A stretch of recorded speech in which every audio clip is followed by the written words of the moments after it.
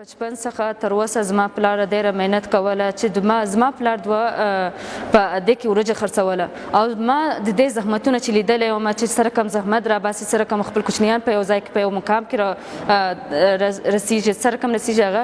زه خپل د پلار څخه زده کړی یم او کوچنی دا لپاره ایښودلی یم چې انسان وګوري یو زما پلارانه د ګرده پلارانه ده چې زحمت راباسي او د خپل کوچنی لپاره زحمت راباسي او په سره دوب کې ولاړه دوه پلیټ ورج خرڅول ډېره مشکله ده او ما هغه ګرده احساسات او جذباتات ما دلته راوړی یم. زما نوم حنیفه ده، زه د فاین آرټس سټوډنټ یم، د یونیورسټي اف بلوچستان سره تعلق لرم. سره کم دوه وخته ډوډۍ پیدا کول به یو انسان لپاره مشکله ده، اسانه ده. دا لپاره زما ریسرچ ده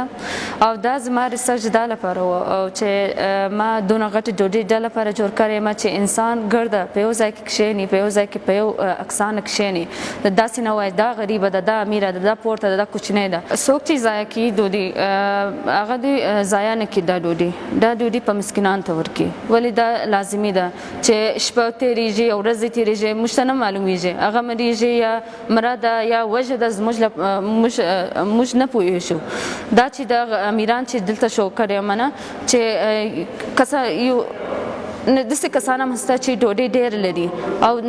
خوري او چې پاتې کېږي هغه به کچرې کې اچي، هغه په کچرې کې مه اچوي، دا کوچنیانو ته ورکړي یا بل مسکین ته ورکړي چې هغه وژه ده د دې وجه. زه دا کار کې 2 هفتې 3 هفتې زه کلې راولې وم، خټه راولې وم او د خټې څخه دا غټه ډوډۍ مې جوړ کړې یم او د دې باندې یوه میاشته دا په پلاستیک کې پیچوو او هر ورځ زه دې ته اوبه درکولم او بعد مې د دې مولډینګ کاسټینګ ګرده مې وکړي په 2 میاشته او په 3 میاشته کې چې په 1 میاشت کې زما کلرونه ورکولی یم. د دې کې ما چې کلر یوز کړی اکرایلیک کلر مې یوز کړی یم.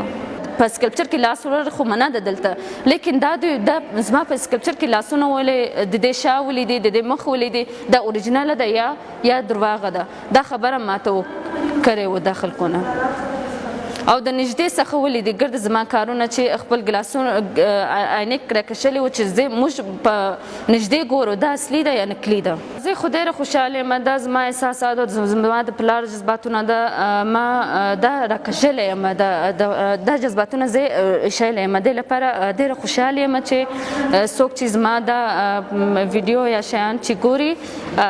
داسې وکړي چې انسان ته اهمیت ورکړي، انسان نه پرېږدي، انسان په انسان کې چې اهمیت ورکړي هغه انسان یو بل ته قدر ورکړي.